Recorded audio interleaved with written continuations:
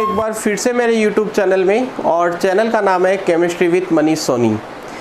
हम बात कर रहे थे क्लास 12 के चैप्टर नंबर 4 की, और चैप्टर का नाम है रासायनिक बलगतिकी। रासायनिक बलगतिकी वाले चैप्टर के 3 लेक्चर्स मैंने कंप्लीट कर दिए थे, और जो तीसरा लेक्चर था वो मैंने कल YouTube पे अपलोड किया था, और उस लेक्चर में मैंने अभिक्रिया की कोटि तक पढ़ा दिया था। तो शुरुआत करते हैं आज के वीडियो की, टाइम को वेस्ट किए बगैर। और आज के वीडियो का यानी लेक्चर नंबर 4 का हमारा जो पहला टॉपिक है वो आप बोर्ड पे देख पा रहे हैं, अभिक्रिया की आणविकता, जिसे अणुकता भी कहा जाता है, जिसे अणु संख्यता भी कहा जाता है। वापस से सुन लीजिएगा, टॉपिक का क्या नाम है, अभिक्रिया की आणविकता या अणुकता या अणु संख्यता। तो सबसे पहले हम इसकी परिभाषा देख लेते हैं। बोर्ड पे मैंने परिभाषा पहले से लिख दी है। किसी संतुलित प्राथमिक अभिक्रिया में, किसी संतुलित प्राथमिक अभिक्रिया में भाग लेने वाले अभिकारक अणुओं या परमाणुओं या आयनों की कुल संख्या को अभिक्रिया की आणविकता कहते हैं।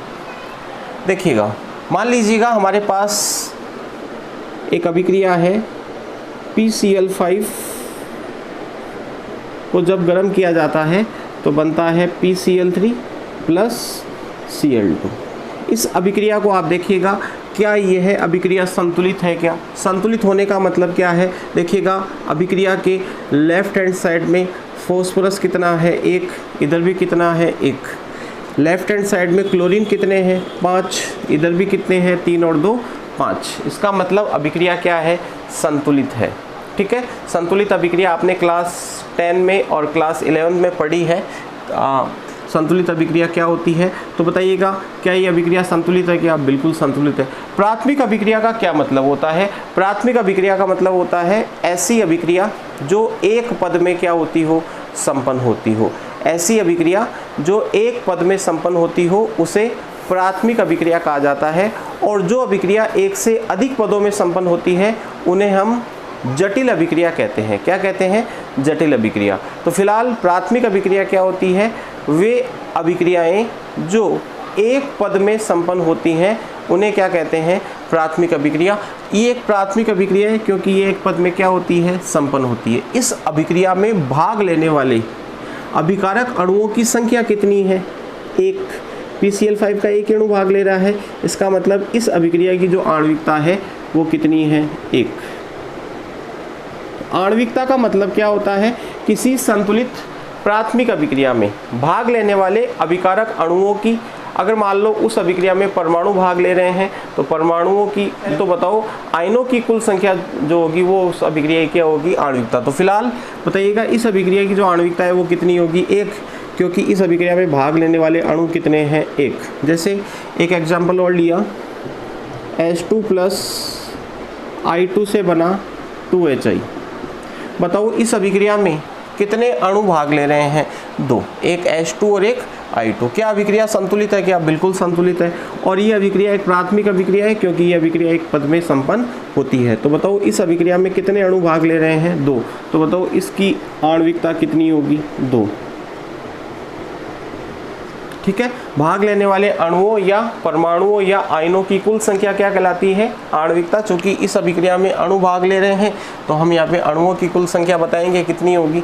2। इस अभिक्रिया में कितने अणु भाग ले रहे थे? 1। तो बताओ आणविकता कितनी होगी? 1। एक एग्जाम्पल और लिया, 2FeCl3 plus SnCl2 is equal to 2FeCl2 plus SnCl4। देखिएगा, इस अभिक्रिया में भाग लेने वाले अणुओं की संख्या कितनी है? क्या ये अभिक्रिया संतुलित है? क्या बिल्कुल। देखो Fe कितने, इधर 2, इधर भी कितने हैं? 2। क्लोरीन कितने हैं? 3 गुणा 2 कितने हो गए? 6। 6 और 2 कितने हो गए? 8। 2 गुणा 2 कितने हो गए? 4। 4 और 4 कितने हो गए? 8। Sn कितना है? 1। इधर भी कितना है? 1। इसका मतलब अभिक्रिया क्या है? संतुलित। तो बताओ इस अभिक्रिया की आणविकता कितनी होगी? कितने अणु भाग ले रहे हैं? बताओ। 2 तो FeCl3 के अणु और 1 किसका अणु? SnCl2 का। तो बताओ इस अभिक्रिया की आणविकता कितनी होगी? 3। जब आणविकता 1 होती है तो उसे एकल आणविक अभिक्रिया कहा जाता है। क्या कहा जाता है? एकल आणविक अभिक्रिया। जब आणविकता 2 होती है तो उसे द्विआण्विक अभिक्रिया कहा जाता है, और जब आणविकता 3 होती है तो उसे त्रिआण्विक अभिक्रिया कहा जाता है। त्रिआण्विक अभिक्रिया, ठीक है। तो बताओ, आणविकता की परिभाषा आपके समझ में आ गई होगी। किसी संतुलित अभिक्रिया संतुलित होनी चाहिए, प्राथमिक होनी चाहिए। उस अभिक्रिया में, संतुलित प्राथमिक अभिक्रिया में कितने अणु भाग ले रहे हैं, उन अणुओं की कुल संख्या ही उस अभिक्रिया की क्या होती है? आणविकता होती है। आणविकता एक सैद्धांतिक अवधारणा है। आणविकता कैसी अवधारणा है? सैद्धांतिक, यानी हम किसी अभिक्रिया को देखने मात्र से उसकी आणविकता बता सकते हैं। अभिक्रिया को देखने मात्र से उसकी क्या बता सकते हैं? आणविकता बता सकते हैं। तो आणविकता कैसी अवधारणा है? सैद्धांतिक। जबकि मैंने आपको बताया था कोटि कैसी अवधारणा होती है? प्रायोगिक अवधारणा होती है। तो याद रखिएगा, आणविकता कैसी अवधारणा है? सैद्धांतिक अवधारणा है, यानी हम देखने मात्र से किसी अभिक्रिया की क्या बता सकते हैं? आणविकता। अगली बात, आणविकता का जो मान है, आणविकता का संभव मान,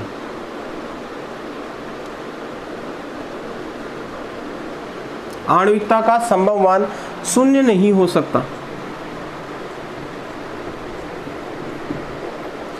आणविकता का संभव मान कभी भी शून्य नहीं हो सकता। ऐसी कोई अभिक्रिया नहीं होगी जिसमें अभिकारक लय ही नहीं, सीधा ही क्या बन जाए? उत्पाद। तो अभिकारक अणुओं की संख्या कभी भी 0 नहीं हो सकती, शून्य नहीं हो सकती। तो याद रखिएगा, आणविकता का संभव मान कभी भी शून्य नहीं हो सकता। आणविकता का संभव मान भिन्नात्मक नहीं हो सकता।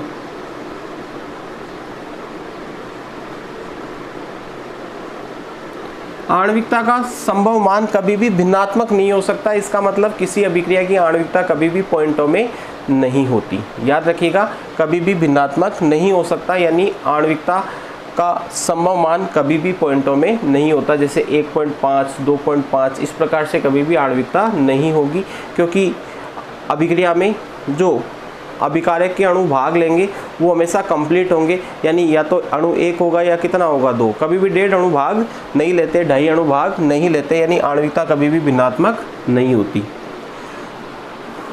अगली बात, आणविकता का जो संभव मान है हमेशा पूर्णांक होता है, और पूर्णांक भी कैसा? धन पूर्णांक। आणविकता का संभव मान सदैव कैसा होता है? धन पूर्णांक होता है, यानी पूर्णांक या फिर धन पूर्णांक का मतलब हमेशा प्लस में होता है, यानी आणविकता कभी भी ऋणात्मक भी नहीं हो सकती। आणविकता कभी भी ऋणात्मक नहीं, यानी इसका मान कभी भी ऋणात्मक नहीं हो सकता। जबकि मैंने आपको कल बताया था कोटि का मान क्या हो सकता है? ऋणात्मक हो सकता है। तो आणविकता का संभव मान शून्य नहीं हो सकता, भिन्नात्मक नहीं हो सकता, ऋणात्मक नहीं हो सकता, हमेशा क्या होगा? पूर्णांक होगा, धन पूर्णांक होगा। और अधिकतम मान, आणविकता का अधिकतम मान या मैं कहूँ संभव मान प्राय कितना होता है? 3। प्राय कितना होता है? 3। तो ये आपको याद रखना है, क्योंकि कोटि और आणविकता में परीक्षा में अंतर पूछे जाते हैं, तो वहाँ पर आप इन पॉइंट्स को शामिल करोगे कि आणविकता का मान शून्य नहीं हो सकता, जबकि कोटि का मान क्या हो सकता है? शून्य। आणविकता का मान भिन्नात्मक नहीं हो सकता, लेकिन कोटि का मान क्या हो सकता है? भिन्नात्मक। आणविकता का मान ऋणात्मक नहीं हो सकता, लेकिन कोटि का मान क्या हो सकता है? ऋणात्मक। आणविकता सदैव क्या होती है? पूर्णांक होती है, और पूर्णांक भी कैसी? धन पूर्णांक, यानी ऋणात्मक नहीं हो सकता। और इसका अधिकतम संभव मान प्राय कितना होता है? 3। अगली बात, आणविकता की जो अवधारणा है, आणविकता की जो अवधारणा है वो प्राथमिक अभिक्रियाओं के लिए दी गई। किस प्रकार की अभिक्रियाओं के लिए दी गई? प्राथमिक अभिक्रियाओं के लिए। याद रखिएगा, आणविकता की अवधारणा प्राथमिक अभिक्रियाओं के लिए दी गई, यानी प्राथमिक अभिक्रियाओं के लिए आणविकता तर्क संगत होती है, जटिल अभिक्रियाओं के लिए नहीं। यानी क्या मतलब है इस बात का? देखिएगा, सबसे पहली बात, प्राथमिक अभिक्रिया क्या होती है? वो मैं आपको बता चुका। देखिएगा, प्राथमिक अभिक्रिया का मतलब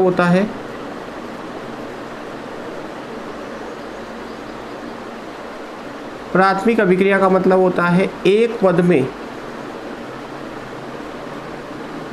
संपन्न होने वाली अभिक्रिया।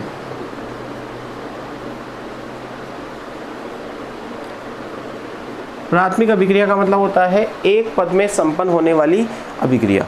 तो याद रखिएगा, आणविकता की जो अवधारणा है वो केवल किसके लिए लागू है? प्राथमिक अभिक्रियाओं के लिए। जो अभिक्रियाएं एक से अधिक पदों में संपन्न होती है उन्हें जटिल अभिक्रिया कहा जाता है। क्या कहा जाता है? जटिल अभिक्रिया। जटिल अभिक्रिया का मतलब एक से अधिक पदों में संपन्न होने वाली अभिक्रिया। जो अभिक्रिया एक से अधिक पदों में संपन्न होती है उन्हें जटिल अभिक्रिया कहा जाता है। और जटिल अभिक्रियाओं के लिए आणविकता की जो अवधारणा है वो अर्थहीन मानी गई है। क्या मानी गई है? अर्थहीन। देखिएगा, एक जटिल अभिक्रिया का एग्जाम्पल मैं लेता हूं और समझाता हूं कि जटिल अभिक्रिया के लिए आणविकता अर्थहीन क्यों है। देखिएगा, जैसे एक अभिक्रिया ली 2N2O5 इज इक्वल टू, इसको गर्म किया, बना 4NO2 प्लस O2। ये एक कैसी अभिक्रिया है? जटिल अभिक्रिया है। क्यों? क्योंकि ये जो अभिक्रिया है वो एक से अधिक पदों में क्या होती है? संपन्न होती है। ये जो अभिक्रिया है वो एक से अधिक पदों में क्या होती है? संपन्न। इसलिए ये अभिक्रिया कैसी है? जटिल अभिक्रिया। सर देखने में तो लग रहा है एक ही पद में हो रही है। नहीं, इस अभिक्रिया की जब आप क्रियाविधि लिखोगे तो आपको पता चलेगा कि ये अभिक्रिया एक पद में संपन्न नहीं होती, एक से अधिक पदों में क्या होती है? संपन्न। तो मैं इसकी क्रियाविधि लिखता हूँ। देखिएगा,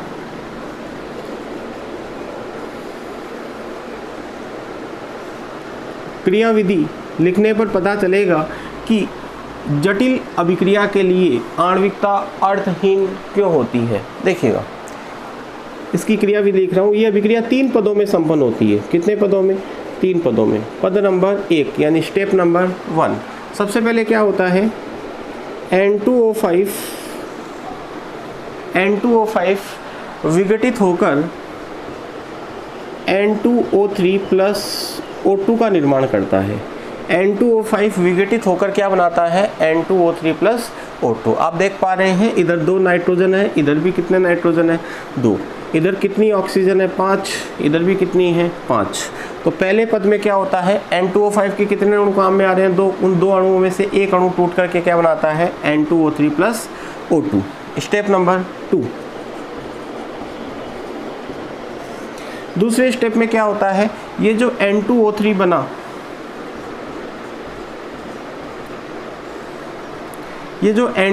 बना, ये वापस से क्या होता है? विघटित। और विघटित होकर बनाता है NO2 प्लस NO। ये देखो कितने नाइट्रोजन हैं? 2। इधर भी कितने हैं? 2। ऑक्सीजन कितने हैं? 3। इधर भी कितने हैं? 3। तो बताओ दूसरे पद में N2O3 विघटित होकर क्या बनाता है? NO2 plus NO। एक और पद होता है इसके अंदर, स्टेप नंबर 3। तीसरे पद में क्या होता है? N2O5 का जो एक अणु बच गया, एक ही अणु लिया हमने। सबसे पहले क्या हुआ? N2O5 विघटित होकर N2O3 प्लस O2 बना रहा है। N2O3 विघटित होकर क्या बना रहा है? NO2 plus NO। बताओ N2O5 के कितने अणु थे? 2। 2 में से एक ही लिया, एक बच गया। वो दूसरा जो अणु है N2O5 वो क्या करता है? NO के साथ क्रिया करता है। सर NO कहाँ से आया? ये रहा NO। ये जो बना, इस NO के साथ ये क्या करता है? क्रिया। और क्रिया करके बनाता है 3NO2। ये देखो कितने नाइट्रोजन है? 3। 2 और 1 3, 5 और 1 6। जो मैंने आपको PDF अवेलेबल करवाई है उस PDF के अंदर ये वाला जो स्टेप है वो गलत लिखा हुआ है, उसे आप सही कर लीजिएगा। वो गलती से लिख दिया गया, तो आप यहाँ पर उस PDF में इस स्टेप को सही कर लीजिएगा। ठीक है, तो बताओ N2O5 प्लस NO से क्या बनेगा? 3NO2। अब देखो, पहले हम इन तीनों से इस समीकरण को प्राप्त कर लेते हैं ताकि ये पता चले कि मैकेनिज्म क्या है सही, क्रियाविधि क्या है सही। N2O3 से N2O3 क्या हो गया? कैंसिल आउट हो गया। NO से NO क्या हो गया, कैंसिल आउट हो गया। तो बताओ N2O5 के कितने अणु हैं बताओ, अभिक्रिया के लेफ्ट हैंड साइड में 2, तो 2N2O5 इज इक्वल टू, बताओ इधर NO2 कितने हैं, 3 ये रहे और 1 ये रहा, बताओ कितने हो गए, 4, प्लस 1 अणु किसका है, O2 का। अब देखो ये अभिक्रिया कितने पदों में हो रही है, 3 पदों में। ये क्या है, ये जो पद है ये स्लो स्टेप होता है, मतलब धीमा पद होता है। कैसा पद होता है, धीमा पद, ठीक है। ये दोनों स्टेप जो होते हैं वो फास्ट होते हैं। फास्ट का मतलब तीव्र गति से, तीव्र पद, ये भी फास्ट है और ये पद भी कैसा है, तीव्र है, ठीक है। अब देखो ये एक जटिल अभिक्रिया है क्योंकि ये कितने पदों में संपन्न हो रही है, 3 पदों में। अब इस अभिक्रिया की यदि आणविकता बतानी हो तो आप सोचो, इस पद की बताए कि इस पद की बताए कि इस पद की बताए। जब अभिक्रिया एक ही पद में संपन्न होती है तब तो क्या आणविकता बताना संभव होता है, लेकिन जब एक से अधिक पदों में कोई अभिक्रिया संपन्न हो रही है तो कौन से पद की आणविकता बताएं, क्या इसकी आणविकता बताएं, क्या इसकी आणविकता बताएं, क्या इसकी आणविकता बताएं। इसलिए जटिल अभिक्रियाओं के लिए आणविकता को क्या माना गया है, अर्थहीन। फिर भी यदि आपको बतानी पड़ जाए, आपको पूछ ले कि नहीं बताओ आप, तो ऐसी स्थिति में हम क्या करते हैं, जो धीमा पद होता है उसकी आणविकता बताते हैं। देखिएगा, वापस से सुन लीजिएगा, जो आणविकता की अवधारणा है वो प्राथमिक अभिक्रियाओं के लिए दी गई है, जटिल अभिक्रियाओं के लिए नहीं दी गई। जटिल अभिक्रियाओं के लिए आणविकता की अवधारणा को क्या माना गया है, अर्थहीन माना गया है, क्योंकि जटिल अभिक्रिया एक से अधिक पदों में क्या होती है, संपन्न होती है। इस कारण से किस पद की आणविकता बताई जाए। फिर भी यदि मान लो आपको आणविकता बतानी पड़े तो आप क्या करोगे, जो पद है उनमें से आप ये देखोगे धीमा पद कौन सा है, सबसे धीमा पद कौन सा है, उस पद की आणविकता आपको बतानी होती है।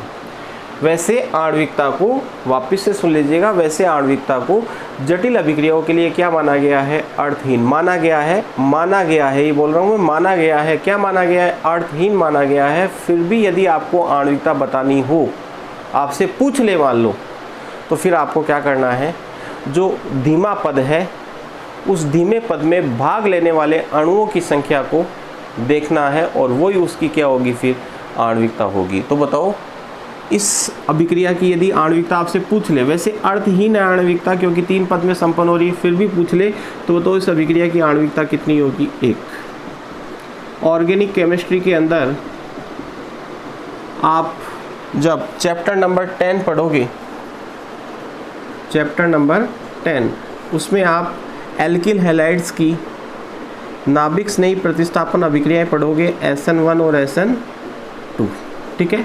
SN1 अभिक्रिया जो होती है वो 2 पदों में होती है और SN2 अभिक्रिया जो होती है वो कितने पदों में होती है, 1 पदों में होती है। ये एक प्राथमिक अभिक्रिया और ये एक कैसी अभिक्रिया है, जटिल। तो इसकी आणविकता कितनी होती है, 1, और इसकी कितनी है, 2। इसको माना गया है। वैसे इस अभिक्रिया की आणविकता क्या है, अर्थहीन, लेकिन अगर आपको बतानी हो तो कितनी बताओगे, 2 बताओगे। तो ध्यान रखिएगा, आणविकता की अवधारणा कौन सी प्रकार की अभिक्रियाओं के लिए दी गई है, प्राथमिक अभिक्रियाओं के। हमारा अगला टॉपिक है अभिक्रिया की कोटि एवं आणविकता में अंतर। तो देखिएगा, अभिक्रिया की कोटि एवं आणविकता में क्या अंतर होते हैं। सबसे पहला अंतर है, कोटि एक प्रायोगिक अवधारणा है। कोटि कैसी अवधारणा है, प्रायोगिक अवधारणा है, अर्थात कोटि का मान सदैव प्रायोगिक तौर पर निर्धारित किया जाता है, प्रायोगिक आंकड़ों के द्वारा निर्धारित किया जाता है। किसी अभिक्रिया को देखने मात्र से उसकी कोटि बताना संभव नहीं है। जबकि आणविकता किस प्रकार की अवधारणा है, सैद्धांतिक अवधारणा है। सैद्धांतिक अवधारणा का मतलब होता है कि आणविकता को हम किसी अभिक्रिया को देखने मात्र से बता सकते हैं, देखने मात्र से आणविकता को बताया जा सकता है। दूसरा अंतर है, कोटि की परिभाषा क्या है बताओ, वेग समीकरण में सांद्रताओं की घातों का योग। वेग समीकरण में सांद्रताओं की घातों का योग क्या कहलाती है, कोटि। जबकि आणविकता क्या है, अभी बताया, संतुलित प्राथमिक अभिक्रिया में भाग लेने वाले कुल अणुओं की संख्या क्या कहलाती है, आणविकता। तीसरा अंतर, कोटि का जो मान है वो शून्य, भिन्नात्मक एवं ऋणात्मक हो सकता है। कोटि का जो मान है वो शून्य हो सकता है, भिन्नात्मक हो सकता है और क्या हो सकता है, ऋणात्मक। लेकिन आणविकता का संभव मान शून्य, भिन्नात्मक व ऋणात्मक नहीं हो सकता, ये बता दिया मैंने आपको। और चौथा अंतर क्या है, कोटि जो है वो प्राथमिक व जटिल दोनों अभिक्रियाओं पर क्या होती है, लागू। यानी कोटि की जो अवधारणा है वो प्राथमिक और जटिल दोनों अभिक्रियाओं पर क्या होती है, लागू। लेकिन आणविकता की जो अवधारणा है वो केवल किस पर लागू होती है, प्राथमिक अभिक्रियाओं पर। जटिल अभिक्रियाओं के लिए आणविकता को क्या माना गया है, अर्थहीन। तो ये 4 अंतर आपको याद रखने हैं। बोर्ड एग्जाम में कभी कभी 2 नंबर का क्वेश्चन, 2 मार्क्स का क्वेश्चन पूछ लिया जाता है, तो आप 4 अंतर उसके अंदर लिख सकते हैं। ठीक है, तो ये था अभिक्रिया कोटि एवं आणविकता में अंतर। हमारा अगला टॉपिक है विभिन्न कोटि की अभिक्रियाओं के लिए समाकलित वेग समीकरण। बहुत ही इंपॉर्टेंट टॉपिक है और यहाँ से न्यूमेरिकल्स भी बनते हैं। विभिन्न कोटि की अभिक्रियाओं के लिए समाकलित वेग समीकरण, और हमारे सिलेबस में केवल शून्य कोटि की अभिक्रिया और प्रथम कोटि की अभिक्रिया ही है, इसलिए हम शून्य और प्रथम कोटि की अभिक्रिया के लिए समाकलित वेग समीकरण प्राप्त करेंगे और उन पर आधारित न्यूमेरिकल्स किस प्रकार से एग्जाम में पूछे जाते हैं वो भी सॉल्व करेंगे। तो हमारा जो टॉपिक है वो आपने देख लिया, विभिन्न कोटि की अभिक्रियाओं के लिए समाकलित वेग समीकरण। और सबसे पहले हम बात करेंगे शून्य कोटि की अभिक्रिया के लिए। तो बताओ, शून्य कोटि की अभिक्रिया के लिए समाकलित वेग समीकरण को प्राप्त करें उससे पहले आपको शून्य कोटि की अभिक्रिया का मतलब पता होना चाहिए।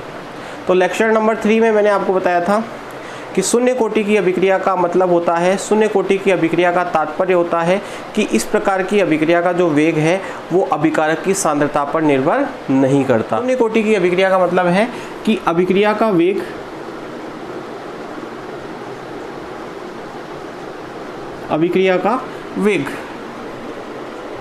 अभिकारक की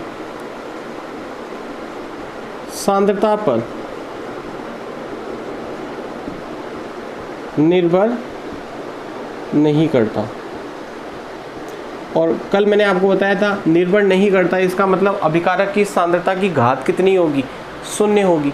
ठीक है, तो शून्य कोटि की अभिक्रिया की परिभाषा यदि आपसे पूछ ले तो आप कहोगे ऐसी अभिक्रिया जिसका वेग अभिकारक की सांद्रता पर निर्भर नहीं करता, उसे हम क्या कहते हैं, शून्य कोटि की अभिक्रिया कहते हैं। और शून्य कोटि की अभिक्रिया के लिए हमें क्या प्राप्त करना है, समाकलित वेग समीकरण। देखिएगा, माना एक शून्य कोटि की अभिक्रिया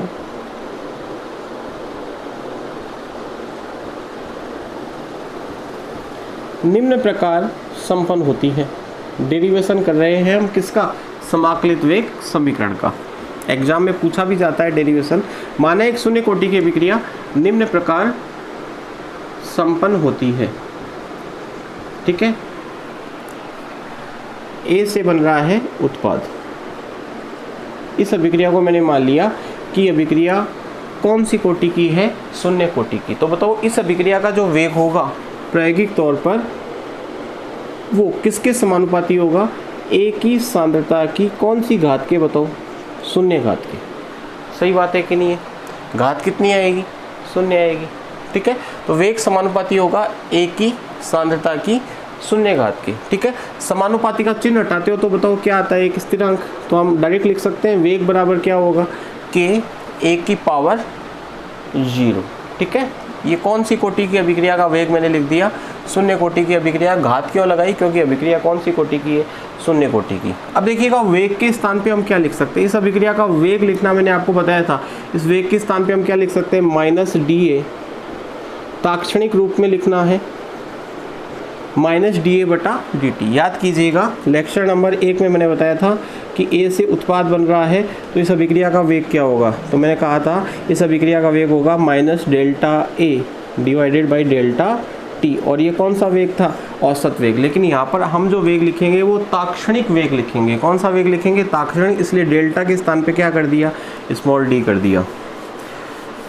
तो बताओ, वेग के स्थान पे -dA/dt कर दिया, बराबर के ए की पावर 0। ठीक है, इसको समीकरण नंबर मान ली 1। और इस समीकरण को कहा जाता है अवकल वेग समीकरण।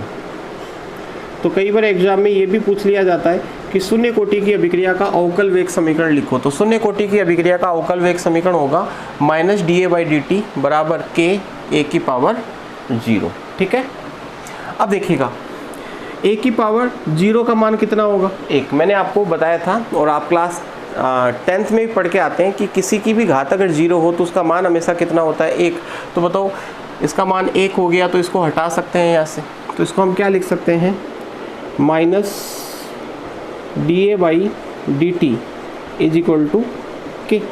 ठीक है, अब देखो इस माइनस को अगर मैं इधर लेके आऊँ और dt को इधर लेके आऊँ तो हमारे पास समीकरण क्या आ जाएगी, हमारे पास समीकरण आ जाएगी dA बराबर -k dt। ठीक है, समझ में आ गया होगा। वापस से बता देता हूँ, a की पावर 0 का मान कितना हो गया 1, तो इसको तो हटा दिया। तो बताओ क्या बच गया, केवल k। dt को इधर लेके आ गए तो बताओ k गुणा dt क्या हो जाएगा k dt, और ये जो माइनस था इसको इधर लेके आ सकते हैं। तो बताओ dA बराबर क्या हो गया -k dt। वापस से सुन लीजिएगा, माइनस को इधर लेके आ गए तो माइनस इधर आएगा तो -k हो जाएगा, और dt को इधर लेके आ गए, ये डिवाइड में है इधर मल्टीप्लाई में आ जाएगा तो k dt, और a की पावर 0 का मान कितना हो जाएगा 1। ठीक है, इसको समीकरण नंबर मान ली 2। ठीक है, समीकरण 2 जो है इसका हम करेंगे समाकलन। जो बायोलॉजी के स्टूडेंट्स हैं उनको याद रखना है कि समाकलन क्या होगा इसका, और जो मैथमेटिक्स के स्टूडेंट्स हैं उनको समाकलन करना आता है। तो समीकरण 2 का समाकलन करने पर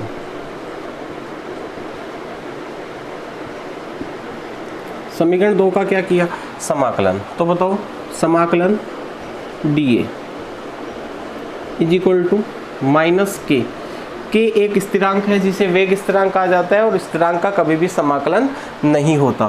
तो समाकलन dt।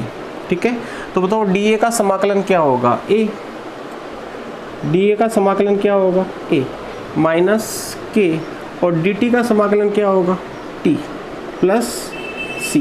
c एक क्या है समाकलन स्थिरांक। मैथमेटिक्स के स्टूडेंट्स हैं उनको समाकलन करना आता है, और बायोलॉजी के जो स्टूडेंट्स हैं उनको थोड़ा सा ध्यान रख लेना है कि हमने समीकरण 1 से समीकरण 2 प्राप्त कर ली और समीकरण 2 का हमने क्या किया समाकलन। ये समाकलन का चिन्ह होता है बायोलॉजी के स्टूडेंट्स, देख लें इसको। ठीक है, फिजिक्स में वैसे आप पढ़ते भी हो, फिजिक्स वाले सर आपको समाकलन करना बताते भी हैं। तो dA का समाकलन, स्थिरांक का समाकलन होगा नहीं तो dt का समाकलन। ठीक है, चलो dA का समाकलन क्या होगा a, k का कोई समाकलन नहीं होगा, क्यों, क्योंकि k एक स्थिरांक है, और dt का समाकलन क्या होगा t + c, यानी हम कह सकते हैं a बराबर क्या होगा -kt + c। c जहाँ पर क्या है समाकलन स्थिरांक। अब देखिएगा हमें c का मान प्राप्त करना है, तो c का मान प्राप्त करने के लिए हम क्या करेंगे, मान लेंगे, क्या मानेंगे, माना t बराबर 0 पर। t बराबर 0 का मतलब होता है जब अभिक्रिया स्टार्ट नहीं हुई। ठीक है, शून्य समय पर, माना t बराबर 0 पर अभिकारक की जो सांद्रता है वो a0 है। ठीक है, तो t बराबर 0 पर मैंने मान लिया a बराबर a0। t बराबर 0 पर क्या मान लिया a बराबर a0। तो बताओ समीकरण 3 से, समीकरण 3 से a0 क्या है, a0 है प्रारंभिक सांद्रता, अभिकारक की प्रारंभिक सांद्रता। शून्य समय पर बताओ सांद्रता अभिकारक की क्या है a0। प्रारंभिक सांद्रता का मतलब शून्य समय पर सांद्रता, शून्य समय का मतलब होता है कि अभिक्रिया स्टार्ट अभी नहीं हुई है। तो बताओ समीकरण 3 से समीकरण 3 से क्या लिख सकते हैं, t बराबर 0 रखोगे, t का मान कितना रखोगे 0, तो बताओ a के स्थान पे क्या आ जाएगा a0। तो हम लिख सकते हैं a0 बराबर -k गुणा 0 + c।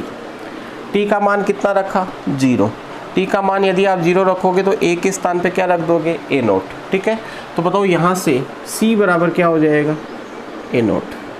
c बराबर क्या हो गया a0, क्योंकि k गुणा 0 का मान कितना होता है 0। अब c का मान समीकरण 3 में रखने पर, समीकरण 3 में रखना है,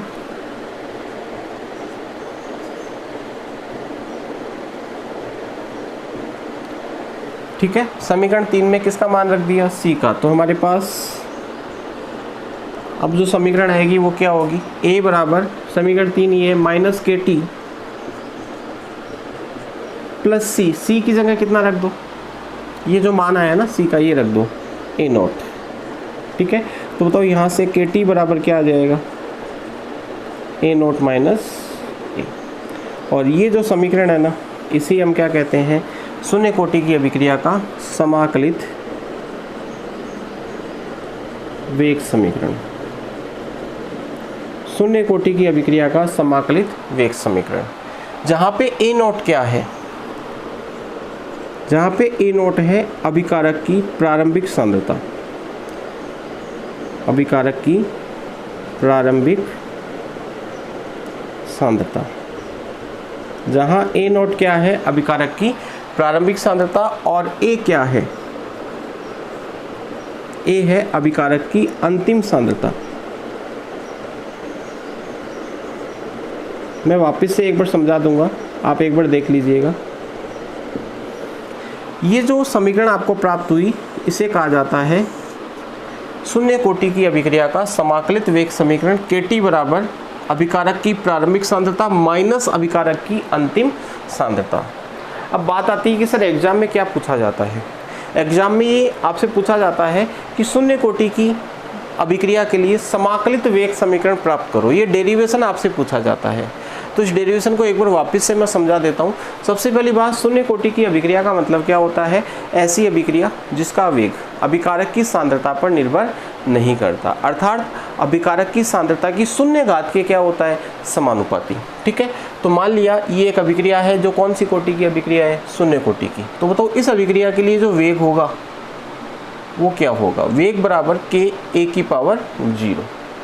ये वेग समीकरण हो गई शून्य कोटि की अभिक्रिया के लिए। तो बताओ वेग के स्थान पे क्या लिख सकते हैं, minus D A by D T बराबर के ए की पावर 0। ए की पावर 0 का मान कितना हो गया, 1। ठीक है। इस माइनस को इधर लेके आए, डी टी को ऊपर मल्टीप्लाई कर दिया, तो डी ए बराबर क्या हो गया, माइनस के डी टी। ठीक है।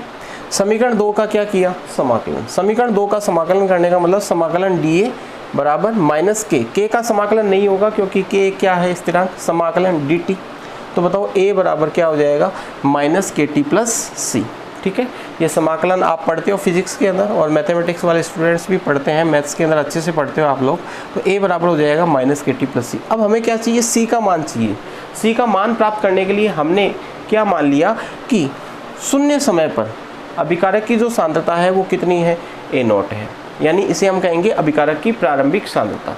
अभिकारक की प्रारंभिक सांद्रता, जैसे मान लीजिएगा कोई अभिक्रिया है, उसमें ए बी में बदल रहा है और ए के शुरू में आपने 10 मोल प्रति लीटर लिए, तो बताओ शुरू में आपने कितने मोल प्रति लीटर लिए, उसके 10 मोल प्रति लीटर। तो जो ए नोट है वो कितना होगा, 10 मोल प्रति लीटर। और कुछ समय पश्चात मान लीजिएगा 5 मोल प्रति लीटर उत्पाद में बदल गए, 5 मोल प्रति लीटर उत्पाद में बदल गए। तो बताओ अब आपके पास जो अभिकारक है उसके कितने मोल प्रति लीटर बचे, 5। वो क्या है, अंतिम सांद्रता। वो क्या है, अंतिम सांद्रता। तो माना t बराबर 0 पर a बराबर क्या मान लिया, ए नोट। ठीक है। अब समीकरण 3 से t का मान यदि आप 0 रखते हो तो a की जगह क्या रखोगे, ए नोट रखोगे। ठीक है। तो ये देखो समीकरण 3 से t का मान 0 रखा, माइनस के गुणा 0, c है ही, तो बताओ a की जगह क्या रख दिया, ए नोट। तो यहाँ से ये जो मान है ये तो हट जाएगा, क्यों, क्योंकि k को 0 से गुणा करोगे तो 0 हो जाएगा। तो c बराबर क्या हो जाएगा, ए नोट। और इस c का मान आपने समीकरण किस में रख दिया, 3 में। समीकरण 3 में c का मान रख दिया। c का मान जैसे ही समीकरण 3 में रखोगे तो बताओ क्या होगा, a बराबर माइनस के टी प्लस c की जगह आपने क्या रख दिया, ए नोट रख दिया। ठीक है। तो बताओ अब इस माइनस के टी को इधर लेके आओ तो a उधर चला जाएगा, माइनस के टी इधर आएगा तो प्लस का हो जाएगा, और a उधर जाएगा तो किसका हो जाएगा, माइनस का हो जाएगा। तो के टी बराबर हो जाएगा ए नोट माइनस ए। ए नोट क्या है, अभिकारक की प्रारंभिक सांद्रता, और ए क्या है, अभिकारक की अंतिम सांद्रता। जैसे मैं समझा देता हूँ, मान लीजिएगा ए उत्पाद में बदल रहा है, ठीक है, टी बराबर 0 पर, यानी जब अभिक्रिया शुरू नहीं हुई उस वक्त आपने ए के 5 मोल प्रति लीटर लिए, मान लीजिएगा।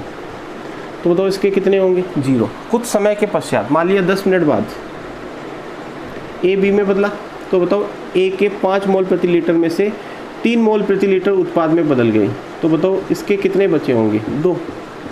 तो ये तो ए नोट है, ये तो क्या है, ए नोट, और ये क्या है, ए है, ये क्या है, ए, और ये क्या है, ए नोट। तो ए नोट क्या होती है, अभिकारक की प्रारंभिक सांद्रता और ए क्या होती है, अभिकारक की अंतिम सांद्रता। ये बहुत इंपॉर्टेंट बात है, जो न्यूमेरिकल सॉल्व करोगे तो और समझ में आ जाएगी।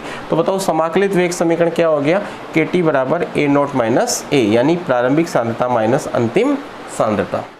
अब देखिएगा, हम शून्य कोटि की अभिक्रिया के लिए जो समाकलित वेग समीकरण प्राप्त हुआ, उस समाकलित वेग समीकरण के द्वारा A और T के मध्य एक ग्राफ खींचेंगे, और वो ग्राफ किस प्रकार का हमें प्राप्त होगा उसे हमें देखना है। तो देखिएगा, शून्य कोटि की अभिक्रिया के लिए समाकलित वेग समीकरण प्राप्त क्या हुआ, KT बराबर A0 माइनस A, KT बराबर A0 माइनस A, यानी KT बराबर प्रारंभिक सांद्रता माइनस अंतिम सांद्रता।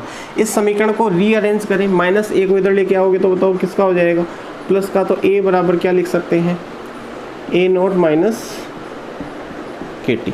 ठीक है, अब देखिएगा, इस समीकरण की तुलना हम कर सकते हैं y बराबर माइनस mx प्लस c से, y बराबर माइनस mx प्लस c से। देखिएगा, मैथ्स वाले स्टूडेंट अच्छे से जानते हैं कि यदि कोई समीकरण y बराबर mx की अनुपालना करती है तो जो ग्राफ है वो कुछ इस प्रकार से प्राप्त होता है।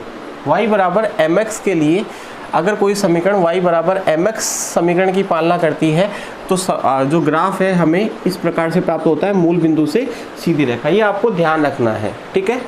यदि कोई समीकरण y बराबर mx प्लस c की अनुपालना करती है तो हमें जो ग्राफ है ये yx और ये कौन सी xx ग्राफ हमें कुछ इस प्रकार से प्राप्त होता है, यानी मूल बिंदु से शुरू नहीं होता, मूल बिंदु के कुछ ऊपर से y अक्ष पर किसी बिंदु से शुरू होता है, और जितने ऊपर से शुरू होता है वो जो हाइट है वो उसका इंटरसेप्ट या अंतःखंड कहलाता है।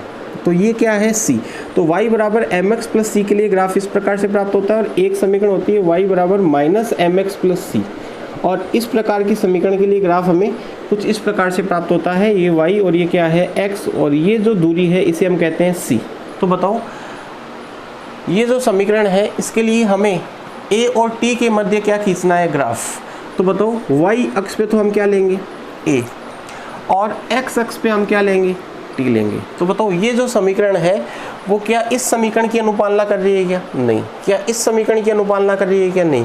क्या इस समीकरण की अनुपालना कर रही है क्या, हाँ। तो बताओ, ग्राफ हमें किस प्रकार का प्राप्त होगा, इस प्रकार का। तो शून्य कोटि की अभिक्रिया के लिए यदि परीक्षा में आपको A और T के बीच ग्राफ पूछ ले तो आपको किस प्रकार बनाना है। देखो, y अक्ष पे आप क्या लोगे, A, ठीक है, और x अक्ष पे आप क्या लोगे, T। तो बताओ, ग्राफ किस प्रकार से प्राप्त होगा। तो बताओ, यहाँ पर ये जो दूरी है y अक्ष के ऊपर, इसको हम क्या कहेंगे, c।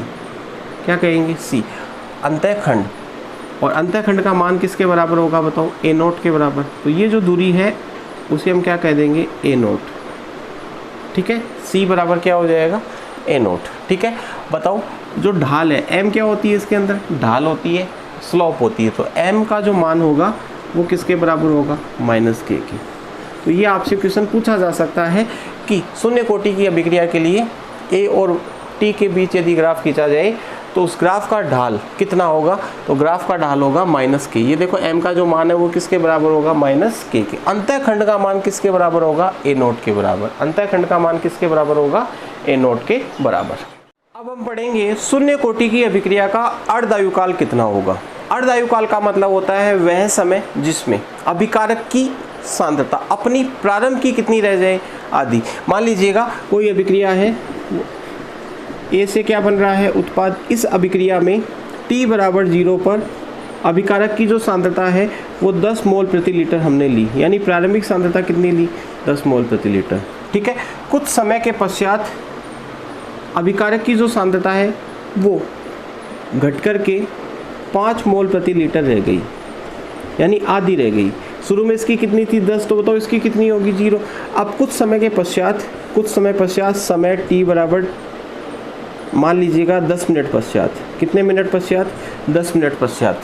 ठीक है, अभिकारक की सांद्रता अपनी प्रारंभ की कितनी रह गई, आधी। शुरू में 10 थी, अब कितनी रह गई, 5 हो गई। तो बताओ, इधर कितनी हो जाएगी, 5, यानी 5 मोल प्रति लीटर किस में बदल गया, उत्पाद में बदल गया। तो ये जो समय है ना, जिसमें अभिकारक की सांद्रता अपनी प्रारंभ की कितनी रह गई, आधी, ये जो समय है ये इस अभिक्रिया का क्या होगा, अर्धायुकाल। अर्धायुकाल का मतलब होता है जब अभिक्रिया आधी पूरी हो जाए, वह समय जिसमें अभिक्रिया क्या हो जाए, आधी पूरी हो जाए। आधी पूरी होने का मतलब होता है अभिकारक की सांद्रता अपनी प्रारंभ की कितनी रह जाए, आधी। उस समय को, ये समय 10 मिनट भी हो सकता है, जितना 20 मिनट भी हो सकता है, 30 मिनट भी हो सकता है, जो भी समय है जिस समय में अभिकारक की सांद्रता अपनी प्रारंभ की कितनी रह जाए, आधी, उसे हम क्या कहते हैं, अर्धायुकाल कहते हैं। और हमें अर्धायुकाल का क्या प्राप्त करना है, फॉर्मूला। तो देखिएगा किस प्रकार से प्राप्त करेंगे। तो सबसे पहले अर्धायुकाल की परिभाषा क्या है, मैंने आपको बता दी, वह समय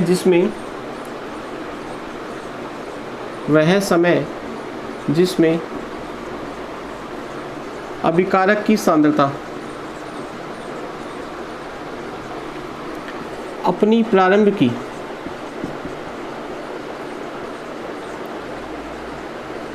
आधी रह जाती है, उसे हम क्या कहते हैं, अर्धायुकाल। और अर्धायुकाल को T1/2 या T½ के द्वारा निरूपित करते हैं। तो बताओ T½ पर क्या स्थिति होगी, T½ पर अभिकारक की जो सांद्रता होगी A, वो अपनी प्रारंभ में कितनी थी बताओ, A0, उसकी क्या रहेगी, हाफ। तो हम कहेंगे T½ पर A का जो मान होगा वो A0/2 के बराबर होगा। तो बताओ, हम जानते हैं शून्य कोटि की अभिक्रिया के लिए समाकलित वेग समीकरण क्या होता है, KT बराबर A0 - A। के इसको अगर मैं T½ कर दूं तो बताओ इस A की जगह मैं क्या लिख दूंगा, A0/2 लिख दूंगा। वापस से सुन लो कि अर्धायुकाल पर अभिकारक की जो सांद्रता होगी वो अपनी प्रारंभ की कितनी रहेगी, आधी रहेगी। इसका मतलब A का जो मान होगा वो A0/2 के क्या होगा, बराबर। समाकलित वेग समीकरण क्या है, KT बराबर A0 - A। तो T की जगह मैं T½ अगर लिखूं तो इस A की जगह मुझे क्या लिखना पड़ेगा, A0/2। तो बताओ KT½ = क्या हो जाएगा, A0/2। A0 में से A0/2 माइनस करोगे तो क्या बचेगा, A0/2। तो बताओ यहाँ से T½ कितना आ जाएगा, A0/2 के।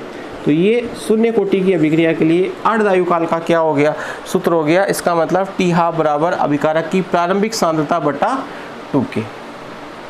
T½ बराबर अभिकारक की प्रारंभिक सांद्रता A0 क्या होती है, अभिकारक की प्रारंभिक सांद्रता बटा 2K, ठीक है। इसका मतलब हम कह सकते हैं T½ का जो मान है शून्य कोटि की अभिक्रिया के लिए वो किस पर डिपेंड कर रहा है, A0 पर। अभिकारक की प्रारंभिक सांद्रता के समानुपाती होता है। इसको जिस अनुपात में आप चेंज करोगे उसी अनुपात में T½ भी क्या होगा, चेंज होगा, ठीक है। तो ये क्या हो गया, शून्य कोटि की अभिक्रिया के लिए अर्धायुकाल का सूत्र T½ बराबर A0/2 के। इस सूत्र को आपको डायरेक्ट याद रखना है। और ये वाला जो सूत्र मैंने आपको बताया इसको भी आपको क्या करना है, डायरेक्ट याद करना है। इस पर आधारित न्यूमेरिकल्स हम सॉल्व करेंगे। अब देखिएगा शून्य कोटि की अभिक्रिया के लिए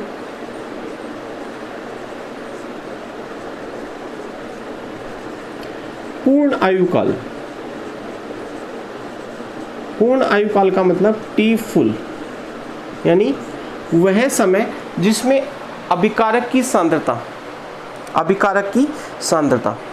शून्य रह जाए, उसे हम क्या कहते हैं, पूर्ण आयुकाल कहते हैं। पूर्ण आयुकाल का मतलब अभिक्रिया क्या हो गई, पूरी हो गई। इसका मतलब पूरा का पूरा अभिकारक किस में बदल गया, उत्पाद में। तो बताओ अभिकारक की सांद्रता कितनी रह जाएगी, शून्य रह जाएगी। तो पूर्ण आयुकाल का मतलब क्या होता है, वह समय जिसमें अभिकारक की सांद्रता कितनी रह जाए, शून्य रह जाए। इसका मतलब हम कह सकते हैं T फुल पर A का जो मान होगा वो किसके बराबर होगा, 0 के बराबर। यानी अभिकारक की जो अंतिम सांद्रता होगी वो कितनी होगी, 0। भैया अभिक्रिया पूरी कब होगी, भैया समझ में आ रहा होगा। जैसे A से उत्पाद बन रहा है, कोई अभिक्रिया है, इसमें शुरू में हमने 10 मोल प्रति लीटर इसका लिया, तो इसका शुरू में कितना होगा, 0, ठीक है। अब मान लीजिएगा 1 घंटे के पश्चात अभिक्रिया पूरी हो गई, तो बताओ ये कितना रह जाएगा, 0 मोल प्रति लीटर। अभिक्रिया जब पूरी हो जाएगी यानी A पूरा का पूरा उत्पाद में चेंज हो जाएगा, तो 10 से ये कितना रह जाएगा, 0। 10 से ये क्या रह जाएगा, 0। इसका मतलब अभिक्रिया क्या हो चुकी, पूरी। इसका मतलब हम कह सकते हैं कि पूर्ण आयुकाल पर अभिकारक की जो सांद्रता है वो कितनी हो जाती है, 0। वही तो मैंने लिखा ना, A बराबर कितना हो जाएगा, 0, ठीक है। तो बताओ T फुल पर A कितना होगा, 0। तो हम समाकलित वेग समीकरण क्या है, KT बराबर A0 - A। KT इसको फुल कर दूं मैं, KT फुल का मतलब पूर्ण आयुकाल। T full A not minus ये कितना हो जाएगा 0, ए का मान 0 हो जाएगा। तो बताओ के t full is equal to a naught. तो बताओ टी फुल का फॉर्मूला क्या आएगा, ए नॉट बाई के, ए नॉट बाई के। तो आपको एक तो अर्ध आयुकाल का फॉर्मूला याद रखना है, एक पूर्ण आयुकाल का फॉर्मूला याद करना है और एक समाकलित वेग समीकरण का फॉर्मूला आपको याद करना है। और एक डेरिवेशन किस प्रकार से होता है वो भी आपको ध्यान रखना है, क्योंकि डेरिवेशन भी एग्जाम में पूछा जाता है। इसके बाद में आपको शून्य कोटि की अभिक्रिया के कम से कम 2 एग्जाम्पल्स याद रखने हैं। देखिएगा शून्य कोटि की अभिक्रिया के उदाहरण। पहला उदाहरण है 2NH3 is equal to N2 plus thrice H2।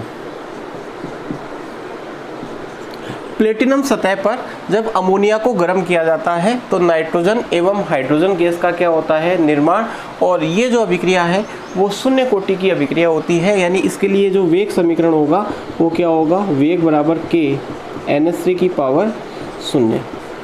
Sir क्यों याद करवा रहे हो, क्योंकि एग्जाम में कई बार पूछ लिया जाता है कि एक शून्य कोटि की अभिक्रिया का उदाहरण लिखिए। तो ये उदाहरण आप लिख सकते हैं 2NH3 यानी 2 अणु NH3 के टूट करके क्या बनाते हैं नाइट्रोजन और हाइड्रोजन। किसकी सतह पर, प्लेटिनम की सतह पर। याद रखिएगा उत्प्रेरक की सतह पर होने वाली अभिक्रियाएं, उत्प्रेरक की सतह पर होने वाली जो अभिक्रियाएं होती है वो कौन सी कोटि की होती है, शून्य कोटि की। ये आप डायरेक्टली याद कर ले कि उत्प्रेरक की सतह पर होने वाली जो अभिक्रियाएं होती है वो कौन सी कोटि की होती है, शून्य कोटि। दूसरा एग्जाम्पल आपको याद रखना है शून्य कोटि की अभिक्रिया का, H2 plus Cl2 UV light 2HCl। ये अभिक्रिया भी कौन सी कोटि की है, शून्य कोटि की। इसका मतलब इस अभिक्रिया के लिए जो वेग समीकरण होगा वो क्या होगा, H2 की पावर 0 और Cl2 की पावर 0। तो 2 एग्जाम्पल्स आपको शून्य कोटि की अभिक्रिया के कम से कम याद करने हैं, कभी कभी पूछ लिए जाते हैं। इसके बाद में हमारा अगला जो टॉपिक होगा वो होगा प्रथम कोटि की अभिक्रिया के लिए समाकलित वेग समीकरण, प्रथम कोटि की अभिक्रिया के लिए अर्ध आयुकाल का सूत्र और प्रथम कोटि की अभिक्रिया के एग्जाम्पल्स। ठीक है, और ये सारी चीज़ें हम पढ़ेंगे लेक्चर नंबर 5 में। कौन से लेक्चर में पढ़ेंगे, लेक्चर नंबर 5 में, जो मैं कल या परसों में अपलोड करूँगा। तो आज आपको जो मैंने पढ़ाया, मैंने क्या पढ़ाया आपको, मैंने पढ़ाया शून्य कोटि की अभिक्रिया का समाकलित वेग समीकरण किस प्रकार से प्राप्त करते हैं, और उससे पहले मैंने आपको पढ़ाया कोटि एवं आणविकता में अंतर। तो वो तो छोटा सा टॉपिक था, आणविकता क्या होती है, कोटि और आणविकता में क्या अंतर होता है, वो चीज़ें आप पढ़िएगा। और शून्य कोटि की अभिक्रिया का जो डेरिवेशन मैंने आपको बताया उसको 2-3 बार आप लिखिएगा, ताकि वो आपको अच्छे से क्या हो जाए, याद हो जाए। और डेरिवेशन याद करने के बाद में आपको क्या करना है, जो समाकलित वेग समीकरण का फॉर्मूला आया KT बराबर A नॉट माइनस A, इस फॉर्मूले को डायरेक्ट याद रखना है जब तक आपकी एग्ज़ाम ना हो जाए बोर्ड की। और आपको जो अर्ध आयुकाल का सूत्र प्राप्त हुआ उस सूत्र को भी आपको डायरेक्टली याद करना है। और शून्य कोटि की अभिक्रिया के 2 एग्जाम्पल्स मैंने आपको बताए, वो एग्जाम्पल्स आपको अच्छे से याद करने हैं। लेक्चर नंबर 5 में हम पढ़ेंगे प्रथम कोटि की अभिक्रिया के लिए समाकलित वेग समीकरण और अर्ध आयुकाल का सूत्र और उसके एग्जाम्पल्स, और कुछ न्यूमेरिकल्स भी हम सॉल्व करेंगे। तो मिलते हैं अगले वीडियो में, तब तक के लिए धन्यवाद। जय हिंद, जय भारत।